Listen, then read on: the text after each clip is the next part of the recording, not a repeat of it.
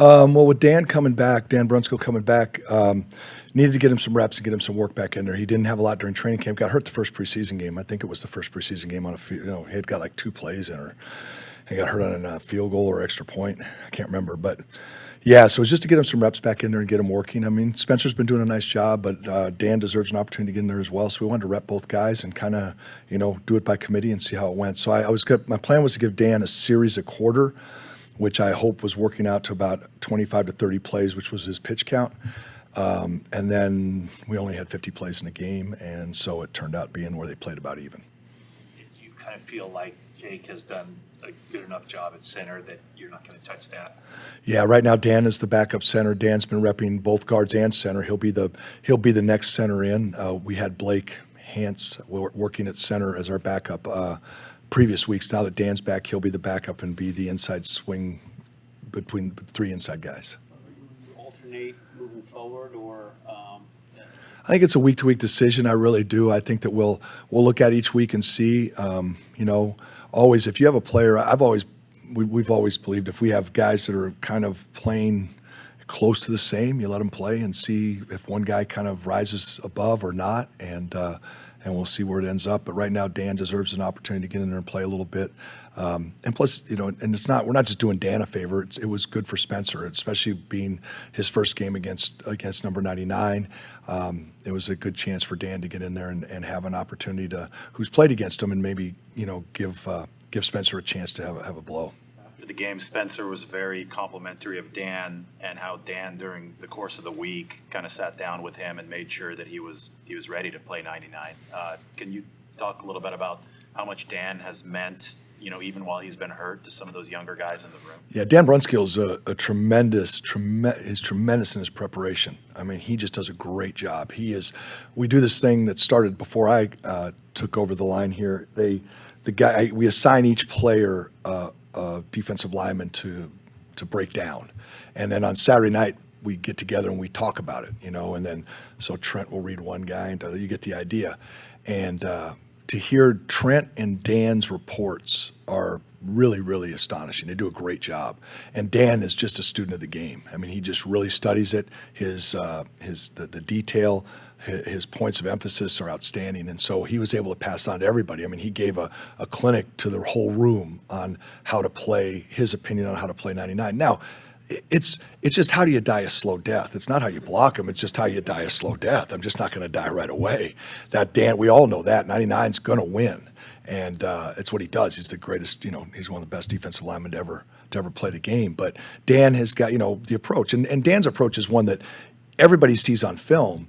The difference when Dan says it, Dan's actually gone out and executed. It's one thing you can watch guys do something, but then to go out and actually do it with the bright lights of Monday Night Football, and there's the guy right in front of you, and the first time he hits you, you go, oh my gosh, this guy is really strong and really fast and really good.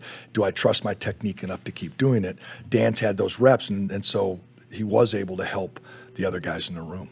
How did Dan come out of the game? Did he have a little rust when he first went in?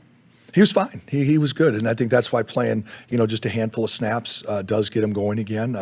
That's why we have training camp, and I guess we're still having preseason games. That's why we do those things, is so that guys can get themselves ready to go and play.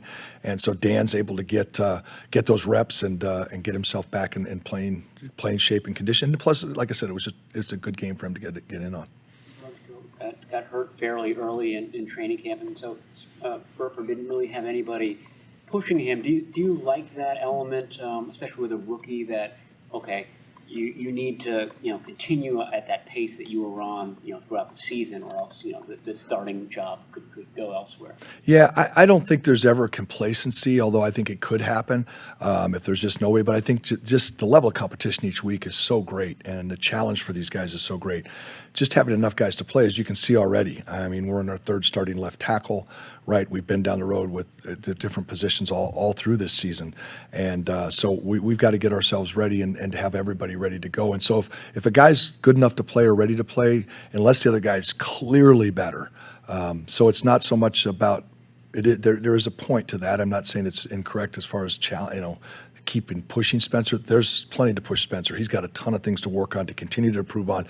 And it gets hard week in and week out. We talked about it, I think, up here before, where just over the course of a season, as you start showing your game on film, people start seeing what you do well and what you don't, and they start to take advantage of it, and they push you to fix it or not. And that's why it's nice to have a change of pace. Injuries to Trent.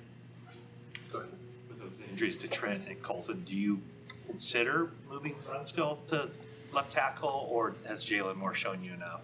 Well, right now it's Jalen. Jalen's gotten and obviously Dan hasn't had any work. Even last week, Dan, if you asked him, he was rusty when I said, "Are you ready to go at left guard?" And he really didn't feel comfortable. He didn't have enough time back, and he's played, all 5 spots on our offensive line since he's been here, I think. And so he was he didn't feel comfortable going to the left side. So Blake would have gone in at left if something would have happened to Aaron, and then Dan was going to go in at right or center.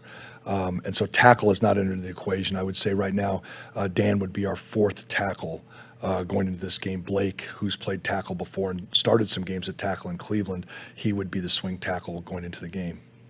Blake is able to play. He's all 5 like Dan. He's another version of, he was Cleveland's version of Brunskill. How did Jalen fare this past week? This was better for him. The previous game was when Trent got hurt in Denver. That was not a good outing for Jalen at all.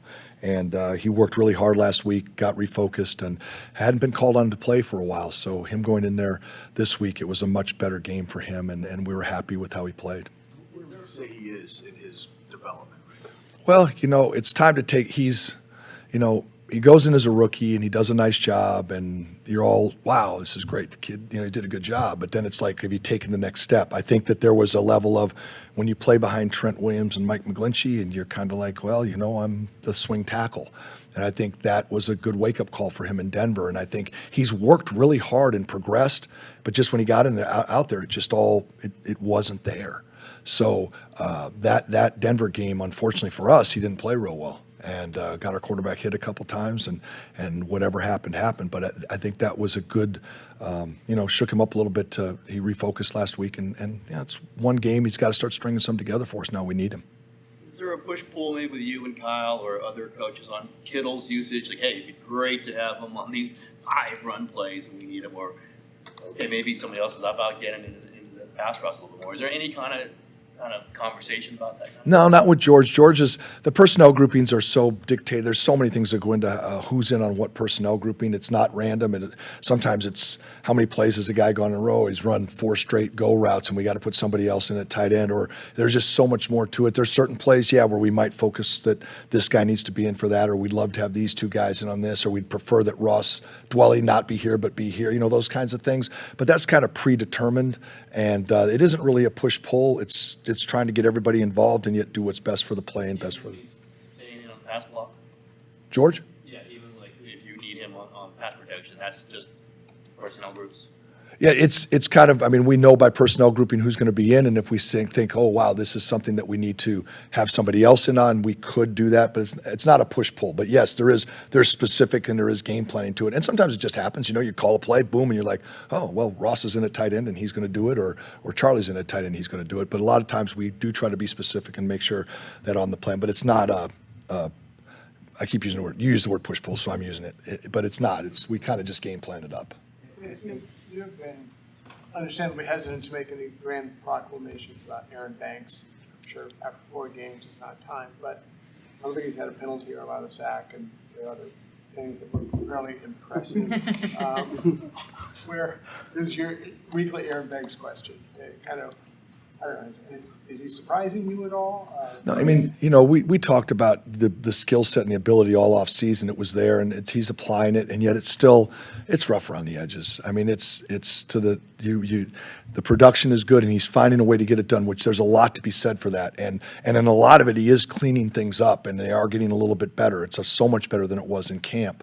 But yet at the same time, there's still more to do. He still can have his moments where it's like, golly, we got to be better than that. And you got the job done, but heck, it's got to be better than that. And that's where he's still got those moments, but yet he works really hard and he's getting better. But we've said it again, those game reps are just so critical. And when you get them in the game and you get them and you're doing them well in the game, those count double, 3 times what they count when you get a good rep in practice. And he's starting to bank some of those, no pun intended, but he's doing a good job. Last one? At running back, Jeff Wilson settling in as your workhorse, or because short week, do you consider mixing more guys in there now? Well, I mean, Jeff's doing a good job. We talked last week about Tevin. We only had 50 plays. We scored on a couple big plays with the long run and then the long Debo pass reception and run after the catch. And then we had a pretty quick drive, the one that we went down and ended up not scoring, the one where Kittle was out of bounds on the third down throw.